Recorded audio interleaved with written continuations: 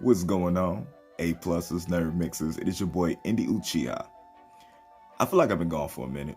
Um, Sorry for the background. In the middle of moving again, so we'll be back to the full setup by the end of the month. But I couldn't wait for this. I've been waiting a long time.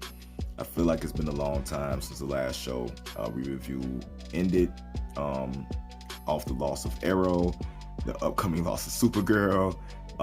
It feels good to have, even though it's a re-debut on the CW, a show to get covered, because we didn't cover this when it was on the DC universe.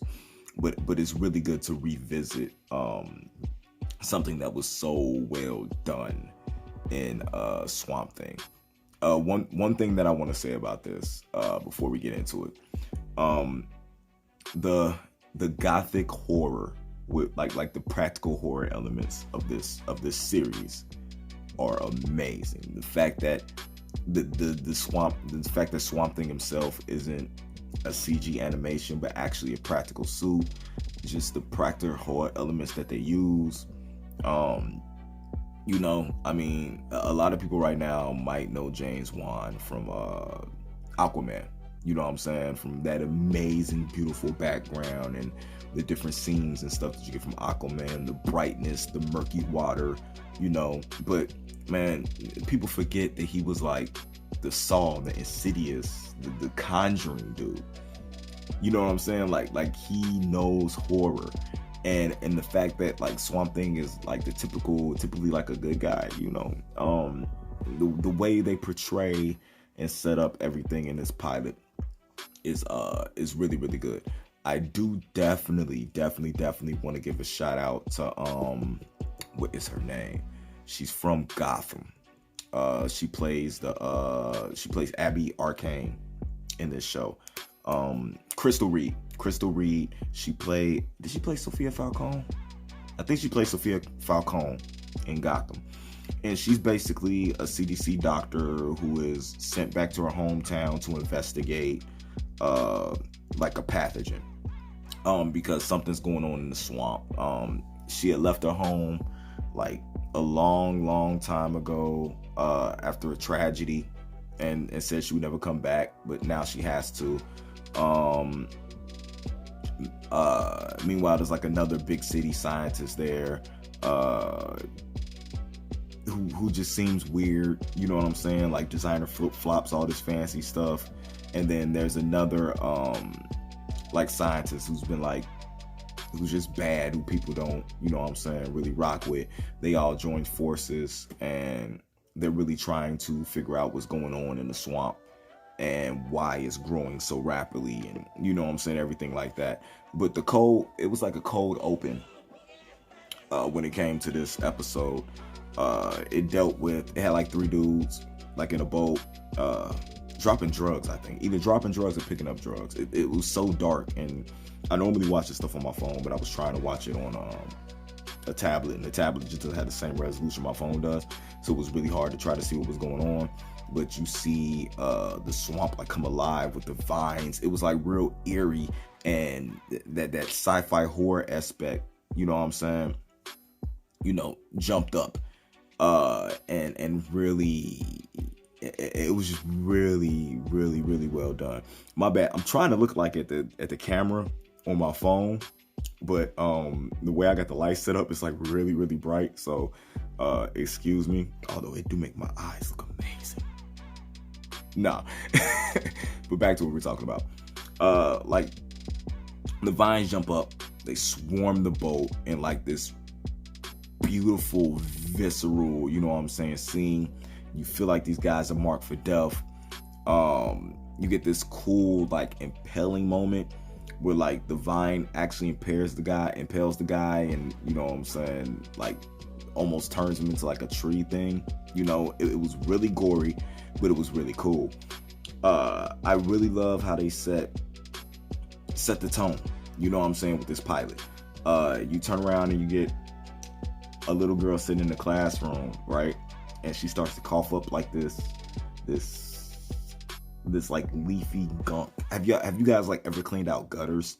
You know what I'm saying? Like, and when the stuff is just sitting in there for too long and you pull it up and it's like, and drop out. Like, she has this stuff like coming from her mouth, you know what I'm saying, as she's coughing. You come to find later that one of the guys on the boat got away, and that's his daughter, and like he's doing the same thing, right? And then like he ends up turning into this thing, like this. Think of I'm trying to relate it to a character you guys might know. I'm actually trying to I want to say Man-Thing. Y'all know Marvel's character Man-Thing? You don't? I answered for you, like you looked at me like, nah, Andy, we don't know who Man-Thing is. But he it's like the father of the girl turns sick, and he's just spewing that same plant vomit everywhere that she was spewing.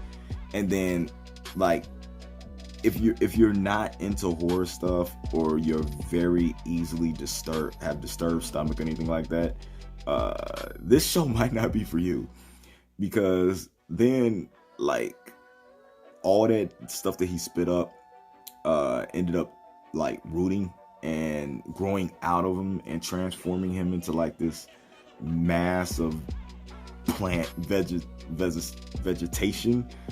or I don't even know how to describe it. It was just blah. And then you end up with like the highlight.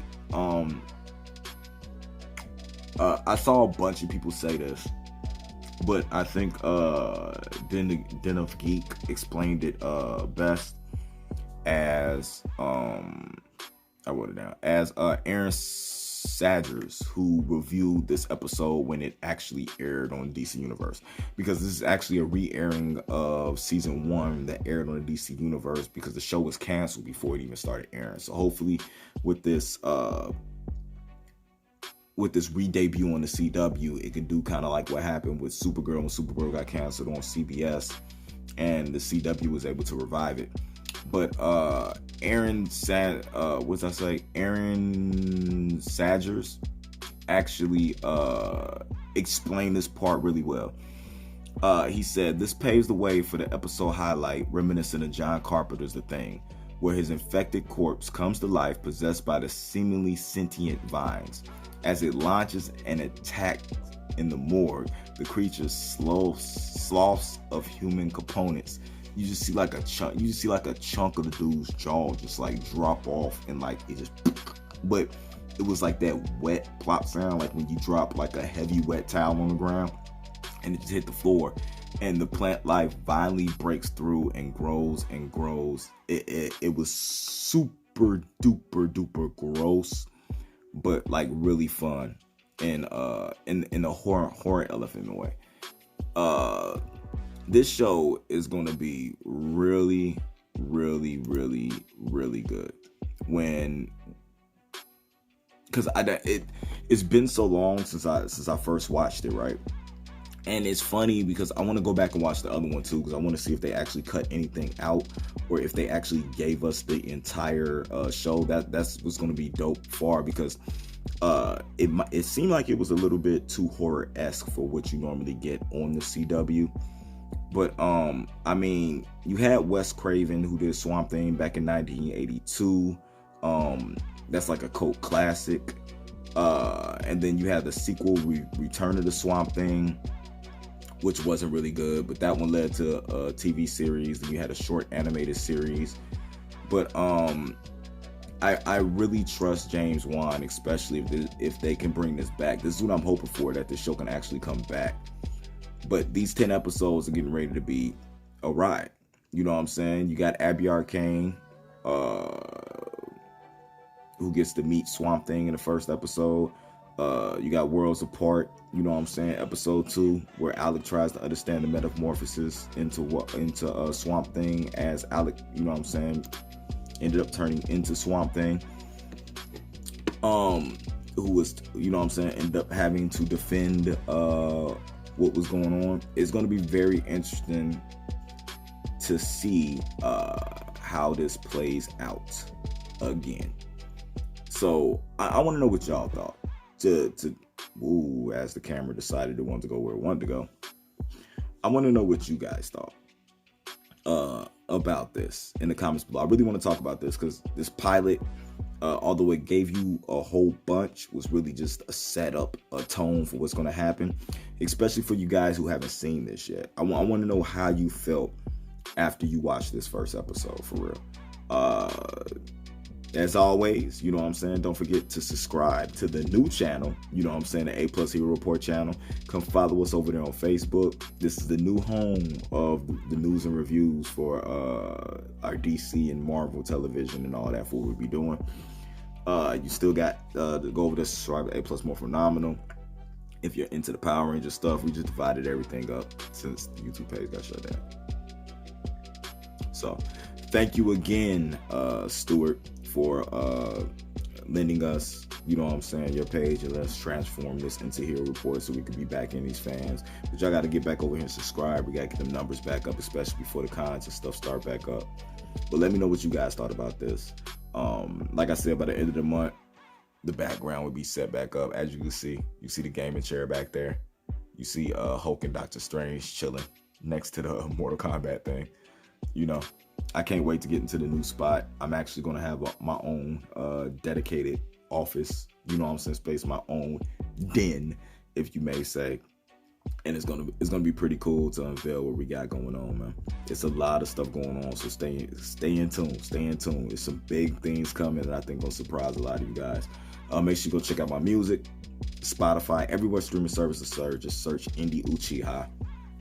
Just like it says on the banner right there, just check Indie Uchiha. Check out all my music. Got a new single, Broken, coming soon. Last single before the album drops. And make sure y'all check out everything we do. I will see you guys Sunday on Hero Report. It's been a long time. I can't wait to get back.